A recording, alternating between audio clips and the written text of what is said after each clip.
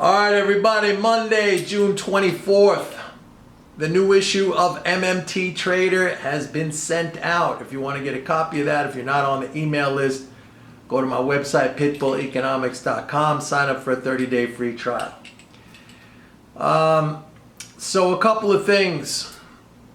In the latest banking data, which runs through the week ending June 12th, another very significant increase in bank assets. Bank assets were up, by the way, they were up for 3 weeks in a row for an increase of 193 billion. Loans and leases were up. Residential real estate loans were up and are now rising at the fastest pace in 13 months. Auto loans were up again and are now rising at the fastest pace in 25 months. Bank residual, that's actually bank net worth. You can call it assets minus liabilities, or bank capital is what it really equates to. That is now at the highest level in 2 months. So all of the banking metrics were strong. There was no indication within those metrics of any sort of a slowdown. As a matter of fact, we saw acceleration in just about all of those numbers. Okay, bank deposits were up at a new all-time high. The growth rate popped up a few tenths of a percent. So all of those things were very strong.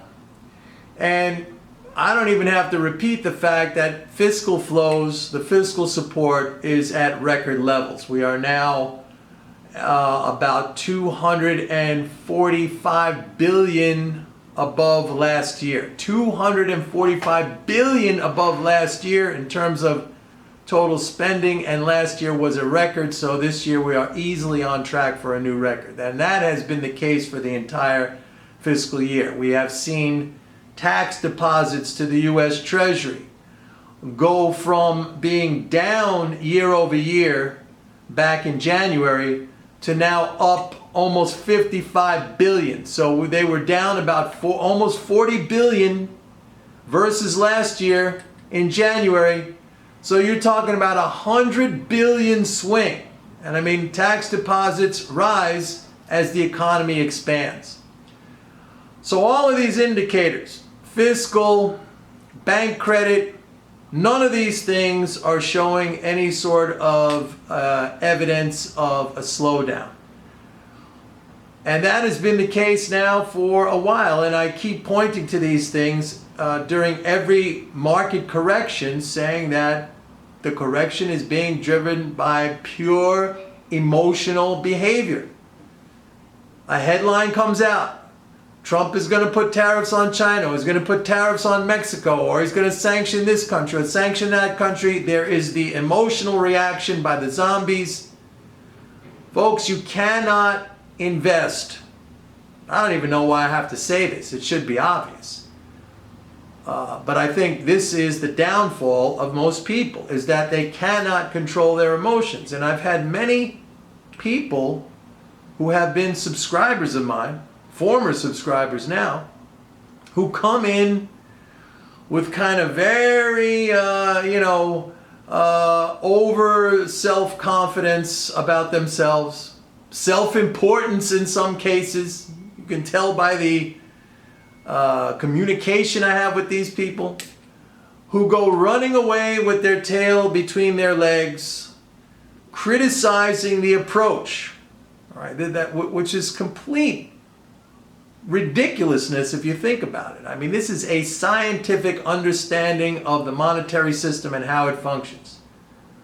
The failure on the part of anyone is due to a lack of mental game, a lack of self-control, a lack of control over one's emotions. Now, many of these people, because they have such a high level of self-importance, overinflated self-importance, ego, they will never admit to that. They will always blame some external factor.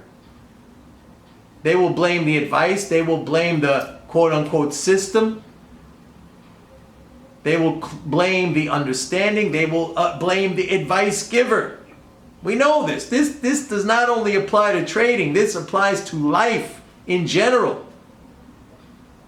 Failure to take responsibility.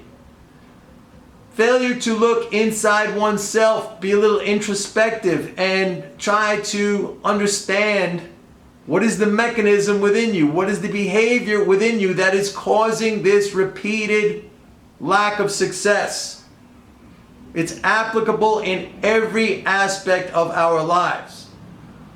Not just in trading, but career-wise, relationship-wise, you name it.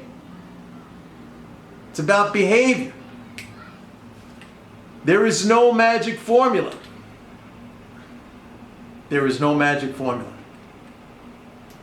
Which actually makes this whole game very, very easy, because it becomes an endeavor not so much about analytics, although I have to say that my analytics are the best there is out there. I mean, you don't hear anyone else talking about reserve balances and these flows. You don't hear anyone else who has tied the debt ceiling to what has happened. Remember, I made that commitment here. I made that statement. I put myself on the line and I said, if we go into a recession, you can throw every ounce of criticism at me that you want. Because I said, why are yields so low? Because there has been an artificial constraint in place now since March in the debt ceiling. No new treasuries can be issued. The demand for treasuries is blowing through the roof. Why? Because the Fed has brought reserve balances way down, which means they have cleared out tier 1 assets from the banks, and the banks have to replace those in order to pass stress tests and other regulatory requirements that they face.